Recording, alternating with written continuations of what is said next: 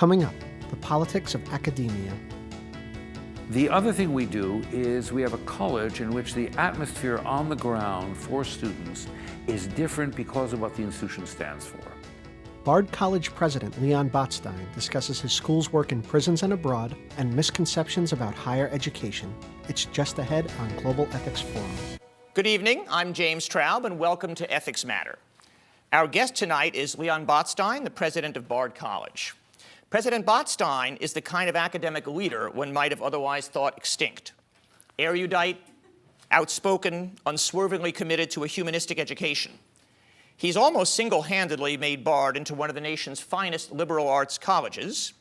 He's also the conductor of a major national symphony orchestra. He belongs, in short, to a category of one. Thank you so much for being with us, President Botstein. So let me ask you a little bit about your own background, because I've read that everybody in your family was a doctor or a scientist. So what happened to you? Well, I was brought up I myself was a child immigrant, and my parents were both very distinguished academic physicians. They loved what they did. What I learned at home is the love of work. We observed our parents deeply loving what they did. They debated and discussed medicine. So my brother became a scientist. My sister actually went into, in a way, my mother's field, into pediatrics.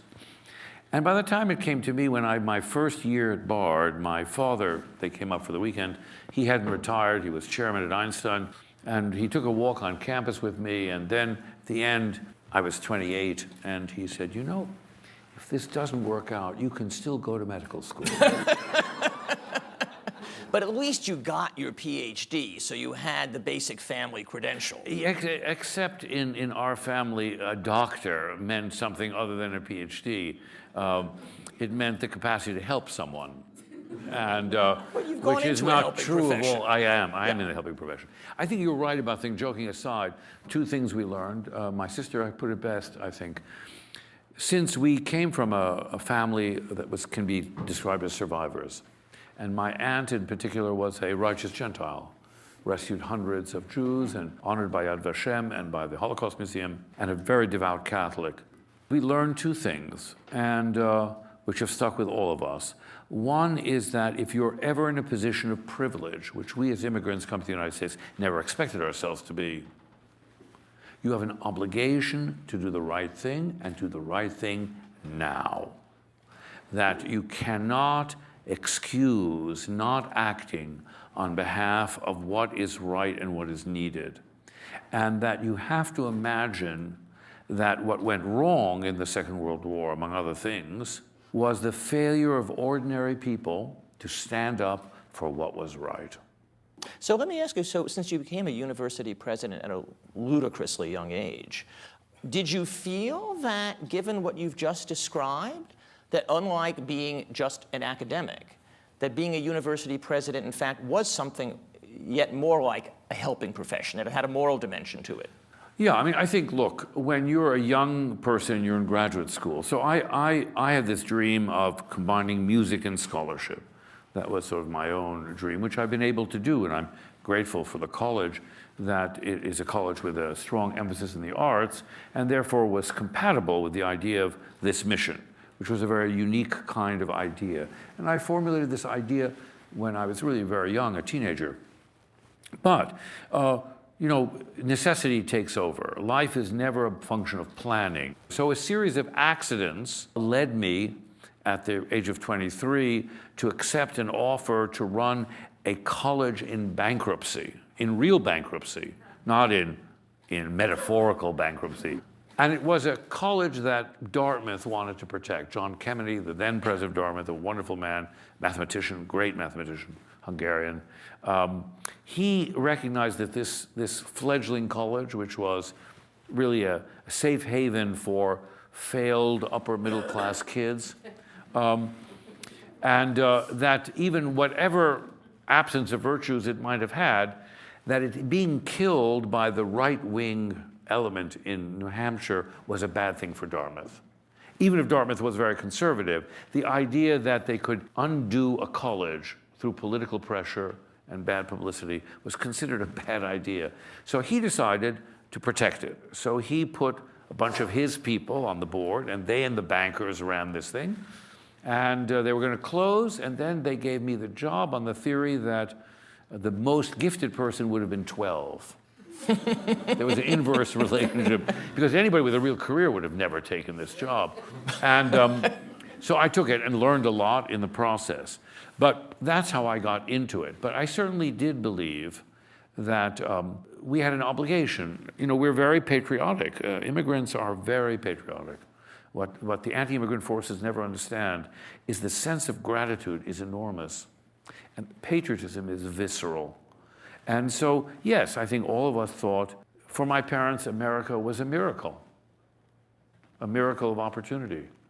They could remake their careers in their late 30s, and their children all did fantastically well. They didn't know anybody, they had no connections, they had no money.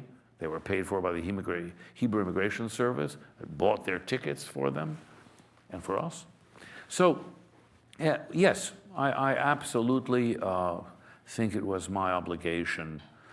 But so what do you think of as the core of the moral enterprise of this? Well, I think there are two answers to it, two fundamental answers. We run public, not charter school, high school, early colleges that reach underserved populations, 2 in New York City, 2 full high schools, a 1-year college prep program in the Harlem Children's Zone, a full high school in Newark, 1 in Cleveland, we're opening 1 in Baltimore, and a 1-year program in New Orleans. We're a private college, unendowed. The credit goes to the trustees, really, who said one thing to me when they hired me: either make this a great institution or it has no reason to exist. It's not a country club. It doesn't have its own, has alumni, and growing alumni are very loyal, but never had wealthy alumni that sort of supported it, the way many institutions in the United States have thrived. It's not affordable, but we've had many good philanthropic partners in Cleveland and Baltimore in particularly, and in Newark as well. We were beneficiaries of the Zuckerberg money, and we've raised a fair amount of money. So in the city of New York alone, we've raised around $30 million for the city. Now, a portion of that we've had to fund ourselves, which we can't afford to do. But it's the right thing to do, and we are better for it. So we have thousands of young people coming to the 9th grade and then finishing at the end of the 12th grade 2 full years of college. And do many of them, by the way, go on to Bard, or some significant number? Very few, about 8.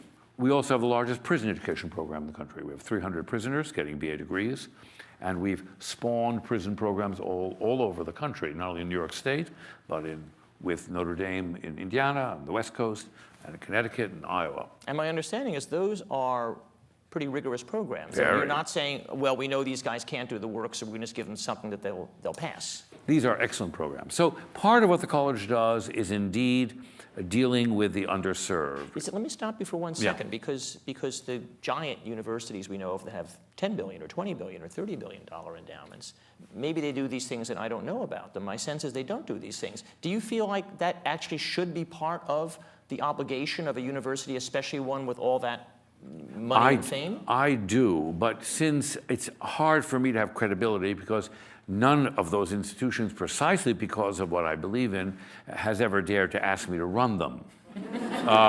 So it's very hard for me to give advice across, a barrier that I've never crossed. The ones I'm most critical of are the private colleges that do not have research agendas. So if you take Johns Hopkins, University of Chicago, Harvard, Yale, Princeton, these are research universities, and one can argue, Stanford, one can argue that their wealth and the endowment is an essential portion of what they need to do in the research side. We give as much financial aid as almost all of the rich institutions.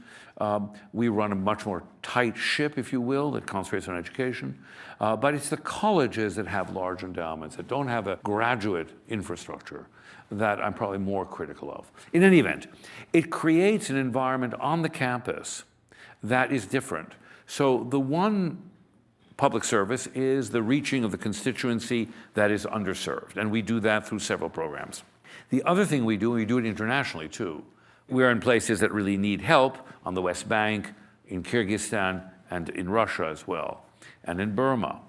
But The other thing we do is we have a college in which the atmosphere on the ground for students is different because of what the institution stands for. So instead of being a bastion of white privilege in the middle of nowhere, which most New Yorkers think Red Hook is, we live there, so we don't think it's the middle of nowhere. But the students who are there have a sense that the institution is committed to both the advancement of learning and the application of learning to the betterment of society. So it informs their own conception of their leadership and their obligation. So the other thing that institutions like our own do is create leaders. I'm not afraid of that somewhat, if you might call it, elitist notion that you're really training leaders for democracy. And I believe, as John Dewey did, that there has to be a connection between education and democracy. And although we've given more degrees than ever before, and the political discourse is less good than it was when most people didn't go to school, so we don't seem to have proven this point. It doesn't make the argument false. But it sounds like in several different ways you are pushing against this, what seems to me to be the growing trend of a kind of shallow utilitarianism, which governs so much of higher education, which takes the form not just of, I'm here to get my degree and then I'm going to go have a, rich life, but also the increasing marginalization of the humanities, of things that are not seen as being easily exchangeable for professional success. Well, it's a tragedy because it's the marginalization of the humanities has, in my view, two sources. One is ignorance, and that ignorance is of what scientists and engineers hold valuable. You'll never hear a serious scientist and engineers diss the humanities. Quite the opposite. And so who does it? It's some kind of a easy sell to an unwitting public by a managerial class that has dominated the university. The other thing, of course, is the notion that you can quantify everything in a university, that the cost-benefit analysis. The fact is, what makes a great university is inefficiency, not efficiency. People who sit around thinking about nothing, looking for an idea, looking hard for an idea, is what we support.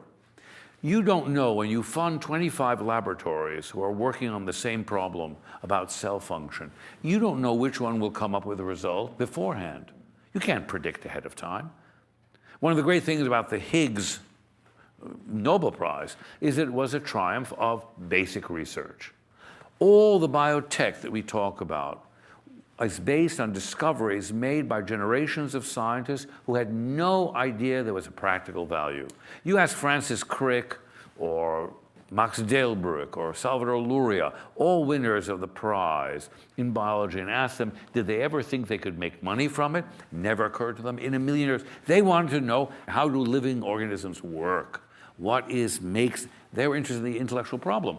We need to fund that. The tragedy is the American Congress, American politics does not have a serious advocate for basic research. It's the absence of leadership in the American university. We don't have leaders of the kind, I remember Ted Hesburgh, from Notre Dame, even Clark Kerr, people who really had a voice in public policy. Why is that? Because anybody who wants the job is morally disqualified. The fact is that the job is a managerial, bean-counting, compromise, political. It's chosen to select against a real point of view. I got called years ago by a place that was interested in recruiting me. They had a large endowment. And when they called me, and the chairman of the board called me, and I said to the chairman, he said, listen, I don't want to waste your time, but really, I'm not interested, and not only I'm not interested, but you're making a mistake even thinking about me. And he said, oh, you're too modest. And I said, listen, let's not play, the girl you can't get. So I said, listen to this chairman. I said, listen, don't feel bad that I'm not recruitable. You need to be persuaded that it would be a catastrophe if you succeeded in recruiting me. He said, well, how do you propose to do that? I said, give me 5 minutes. Let's have a conversation. I said, okay. He said, your institution, I described the institution pretty fairly. Do you think that's a fair description of the institution? I said, listen, your institution is intellectually moribund, and mediocre. Therefore, in order to give it to its real excellence, you have to set aside a third of your endowment, which is excessive anyway, to invest in a new reinvention of the institution and an extension of its mission, beyond doing the same old thing for the same old, blessed by the alumni for, generations. There was silence on the other end of the telephone, and he said, "You're right. You're the wrong guy." I wonder, closed. that reminds me of a thought, which is that I wonder if a large fraction of American colleges, the private ones that charge $1 zillion, but are not among the sort of best By the way, we places. charge $1 zillion, but we don't actually collect. Yes. You should know Yes, that's that a very important point. college is cheaper today than it was 30 years ago. The net cost to the consumer is less than it ever was. So the fact is, if you chart what the consumer pays for college, it has steadily gone down. Now, that is the most counterintuitive thing I think you've said this evening, because it is now a fixed shibboleth that students are drowning in debt and college is unaffordable. Why is this specious belief out there? Just go to Bloomberg News, and they have a list, which I love, which is called the most affordable of the most expensive. And you'll discover that the net cost to the majority of consumers. So it's a progressive income tax on the very rich. So those of us who are very privileged and get well paid, pay full tuition, which I've done, which I'm very proud to have done, by the way, the best money I ever spent. And, but that being said, the rest who cannot afford a middle class and so are subsidized at an increasing rate. So in our college, for example, 2/3 get financial aid. So the sticker price goes up, but the percent that pay it either declines slightly. At Harvard, I think it's 30% pay the full price. This is a very important point, because that question has so worked its way into higher education policy that one of the great foci of Obama's recent speech was the idea of making community college free. And he's talked a lot about the unaffordability of higher education. And I wonder if what that leads to is an emphasis on more of it as opposed to better of it. Yeah, it may be. There are two things. First of all, we have missed many opportunities. The state universities in America need to be reinvested in. Their tuitions are too high. No university actually is a place where people get rich. So it's labor intensive. The efficiency that can be created in a university is marginal. And as I said before, a great university is by definition inefficient. The university is not too expensive, but the financing of it and the people going to it is absurd. The state universities, many of the great ones, are now not supported by the state. Michigan, Berkeley, they're essentially private institutions. And that has to change. The country has a false priority, and I think the president, whom I greatly regard, whom I voted for and would vote for again, happens to be slightly wrong on the question. I think high school has to be fixed. Community college doesn't have to be strengthened. I think too much of community college is remedial. The performance rates are too low. This is why we entered the early college field. Our feeling is that young people can start college earlier. So shorten the years of secondary and elementary schooling and let young people start college early. So we have an alternative. It's very admirable to the community college idea. And I think the president is too tied to a utilitarian definition. I agree completely that a good education in the humanities and in history and in foreign languages and literature, all these kinds of things, is hugely important to the crafting of a conscience and of an agenda politically. Why is it that we insist that people read Achebe and Toni Morrison? Is that not a better way to confront what is distinctive about the African-American experience, or the African experience, than reading some lousy textbook in even the economics of poverty? They're not mutually exclusive. So it seems to me that we do not have proper defenders. I think your point's very well taken. It's really pathetic when you think how little defense there is of what we do and how inarticulate that defense is. I'd like to go back to your philosophy about Bards campuses overseas, why you chose the places you did, what you're trying to achieve there, and just a little about how they're going. BARD has a very elaborate international operation. We have the largest Palestinian-American educational program. We have a master's program and an honors college on the West Bank in Al-Quds University with Al-Quds. And we have probably the largest, most lasting, and most significant Russian-American collaboration with the University of St. Petersburg. We have a liberal arts college called Smolny inside the University of St. Petersburg. And we also are the academic partners of the American University in Central Asia in Bishkek.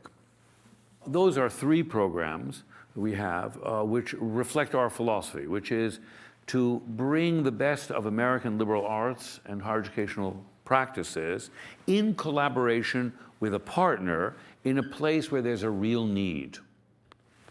In Palestine, we're training high school teachers and middle school teachers. And that's a crucially important thing to do. And we're also developing a more critical and more higher standard of intellectual work in an honors college to improve the intellectual aspiration of the university by collaborating with a partner. But we respect the partner, and there are partners in it. The same in Russia. Many Russians think the Russian university system merits reform, and reform in an area, in a direction that's similar to what our best practices are. Small classes, emphasis on writing, on critical interpretation, on close reading, on teaching science, beginning by doing experimental science, not learning by rote, not teaching by lecture. Whole kinds of practices which actually have made the American university the most competitive university in the world, and what makes our universities destination points for students from all over the world.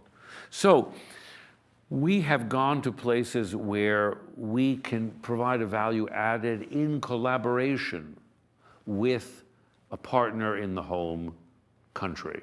So we don't come in and we don't have BARD in St. Petersburg. We don't have BARD on the West Bank. We don't have BARD in Bishkek.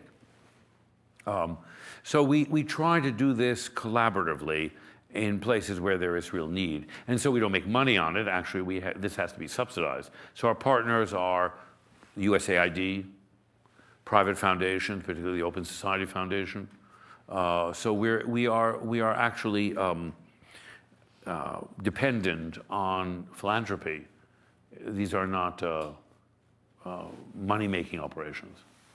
I know that New York City public schools, for example, the majority of which does not have a vibrant music program for the students. Could you tell me a bit about your experience with El Sistema and how we can address the issue of the extracurricular nature of musical education or practice and render it not disposable? Yeah, so it's a very good question. So as you probably know, one of Bards in the Bard family is the Longy School of Music in Boston, which has become sort of the center of El Sistema. El Sistema is a Venezuelan program that was started by Jose Antonio Abreu 40 years ago. It is a program that goes into communities and takes children and involves them in ensembles, orchestras, choruses. They make their own instruments. It's a fantastic program. And I have some experience there. I took one of the El Sistema orchestras to Japan. I've conducted in Caracas, and so I've had good contact with them.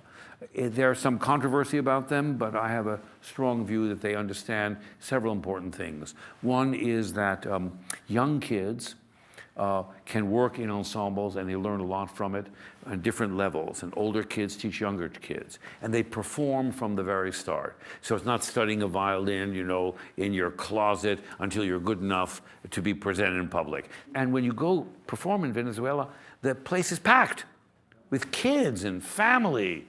People, and these kids, their lives have been transformed. There's a lot of evidence that participating in ensembles, doesn't have to be classical music. It can be mariachi bands, it can be gospel choir, it can be choruses, but orchestral stuff particularly, that from the beginning, this kind of group music education that is tied to the community, that's rooted in the community, hugely benefits school performance, is an alternative to gang joining. They provide all the emotional support system that gangs do. Americans do not understand that this kind of arts education is not frivolous decoration. Actually, Abreu doesn't defend his program. He was a minister. He is himself an economist. He defends the program as a social program, not as an artistic one. The fact that Gustavo Dudamel came out of it says, it's great. But the reality is that the majority of the people who go through El Sistema are not actually end up in music. They are doing something else. And when people, it was made possible with huge government subsidy. That's the problem. In America, there's no government will to do this. We are not able, and we don't have political leadership, not our governor, not our president, who actually can speak articulately about the centrality of the arts and the humanities, of reading, of writing. I think El Sistema can be adapted. We have several programs. We train teachers in Los Angeles in a program with the LA Philharmonic. Longy does that. And there are a lot of El Sistema sites around the country and doing pretty well. So we think there is now some recognition that this has real benefits. But the reason we have to argue it is we have to show that it has cognitive, measurable improvement, which is, by the way, easy to do. It happens to be an artifact. Whether it's causal, I don't know, but I'll take it. President Botstein, I think no one will accuse me of great inflation if I say that was A+. No, thank you.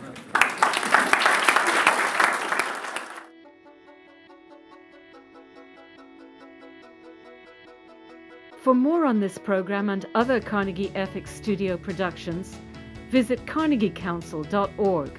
There you can find video highlights, transcripts, audio recordings, and other multimedia resources on global ethics. This program is made possible by the Carnegie Ethics Studio and viewers like you.